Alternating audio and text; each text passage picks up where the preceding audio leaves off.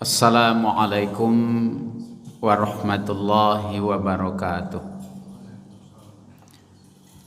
Innal hamdalillah alladzi khalaqal mauta wal hayata liyabluwakum ayyukum ahsanu amala. May yahdillahu fahuwal muhtad wa may yudlil falan tajida lahu waliyyan mursyida. Asyhadu an la ilaha illallah wahdahu la syarikalah wa asyhadu anna Muhammadan abduhu wa rasuluh sallallahu alaihi wasallam la nabiyya ba'dah. Allahumma salli ala Muhammad wa ala alihi wa ashabihi wa man tabi'ahum bi ihsanin ila yaumiddin.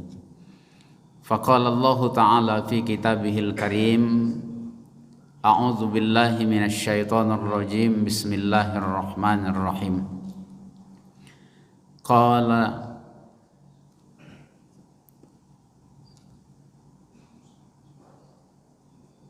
Qalatil a'rabu amanna qul lam tu'minu walakin qulu aslamna walamma yadkhulul imanu fi qulubikum wa in tuti'ullaha wa rasulahu la yalitskum min a'malikum syai'a innallaha ghafurur rahim. Shadaqallahul azim. Bapak-bapak dan ibu-ibu, kaum muslimin wal muslimah, jamaah Masjid Al-Munawwarah Ahlus Shaum yang dirahmati Allah, kembali kita memanjatkan puji serta syukur kehadirat Allah Subhanahu wa ta'ala.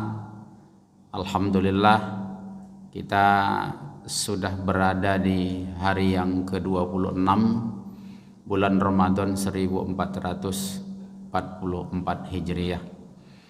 Bertepatan dengan itu, hari ini merupakan Senin terakhir bagi kita di bulan Ramadan tahun ini. Dan insya Allah Senin seperti ini juga tidak akan berulang lagi sepanjang waktu. Kalaupun bulan Ramadan besok masih ada hari Senin, tapi tentu saja tahunnya sudah beda dengan tahun ini. Maka mudah-mudahan amaliyah kita di bulan Ramadan ini senantiasa diterima sebagai ibadah di sisi Allah Subhanahu wa ta'ala. Bapak dan Ibu yang dirahmati Allah, tema kita pada kesempatan ini adalah puasa Ramadan mendidik untuk menjadi mukmin yang sesungguhnya. Pada pertemuan yang lewat sudah kita bahas bahwa iman merupakan syarat mutlak supaya setiap amal soleh yang dilakukan bernilai ibadah di sisi Allah Subhanahu wa ta'ala. Menjadi orang yang beriman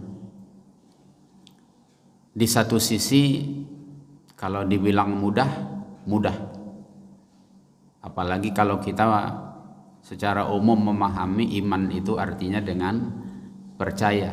Nah, sehingga kadang karena iman itu diartikan dengan percaya, maka kalau sudah percaya tentang hal-hal yang harus diyakini di dalam Islam, itu sudah begitu pedenya sebagian orang menjadi orang yang beriman kepada Allah Subhanahu wa ta'ala. Walaupun kadang mengaku beriman, sholat tidak, mengaku beriman, puasa juga tidak. Nah, oleh sebab itu kita tengok satu ayat yang menjelaskan tentang definisi iman. Kita tengok di Quran surah Al-Hujurat, tepatnya ayat yang ke-14. Di ayat ini Allah berfirman, qalatil a'rabu amanna. Orang Arab dulu, orang Arab Badui pernah menyatakan kepada Rasulullah bahwa mereka itu orang yang beriman. Nah, di saat mereka mengaku beriman di depan Rasulullah, pada saat itu Allah langsung ingatkan kepada Rasulullah. Rasul diperintahkan Allah menjawab pernyataan iman orang tersebut. Kata Allah, "Qul," katakan ya Muhammad, "lam tu'minu." kamu belum beriman. Walakin qulu aslamna, dan katakanlah kami sudah tunduk. Jadi dari gambaran ayat ini kita bisa pahami bahwa tidak semua orang yang mengaku beriman itu pengakuannya mendapat legalitas dari Allah Subhanahu wa ta'ala. Bapak dan Ibu, apa yang menyebabkan pengakuan iman mereka ditolak Allah? Di ayat itu dikatakan Allah, lamma yadkhulul imanu fi qulubikum, karena rupanya pengakuan iman yang mereka sampaikan lewat lisan itu tidak masuk ke dalam hatinya. Jadi hanya ibarat lipstick saja, di lisan saja mengaku beriman tapi di hatinya tidak. Kata Allah, wa in tuti'ullaha wa rasulahu, dan sesungguhnya jika kamu taat kepada Allah dan Rasulnya, la yalitskum min a'malikum syai'a, Allah tidak akan mengurangi pahala amalan kamu sedikit pun. Dari gambaran ayat ini bisa kita pahami bahwa iman menurut konsep wahyu adalah adanya keyakinan di dalam hati kita.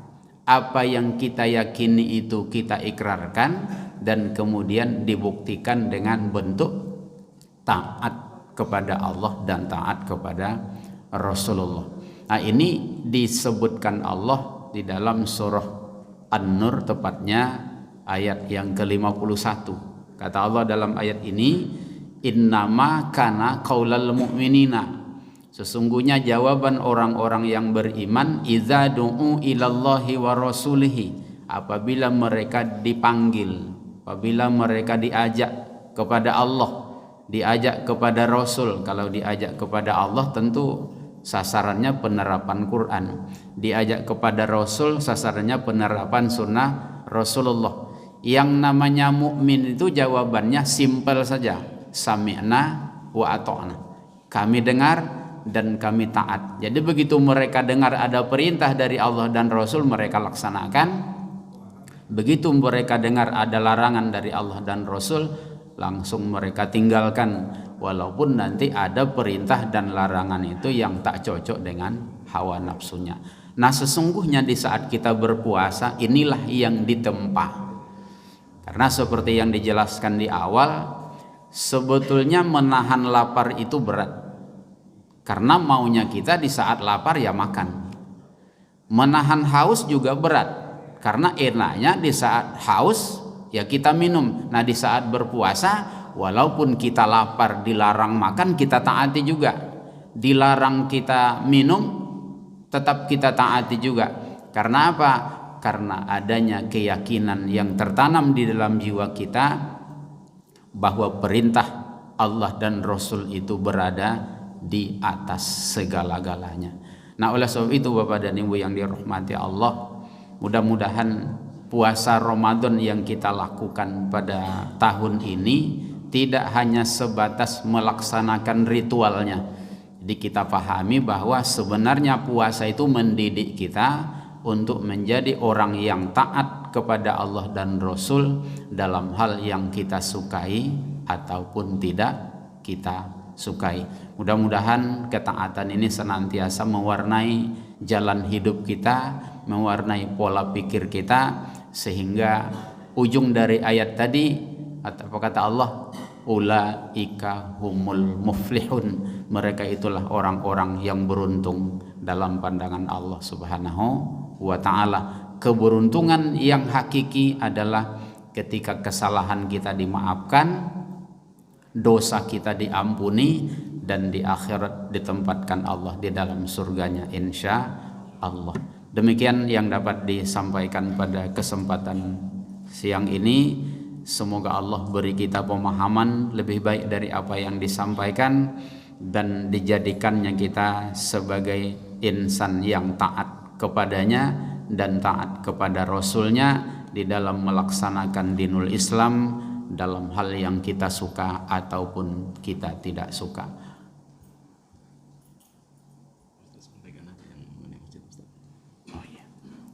Ya Bapak dan Ibu yang dirahmati Allah, terakhir di pertemuan kita hari ini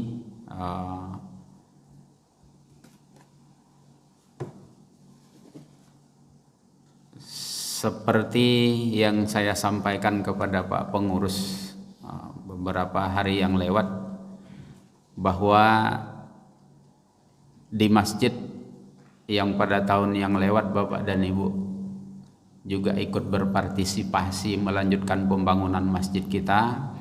Alhamdulillah sudah kami lanjutkan pembangunan masjid ini, tinggal sekarang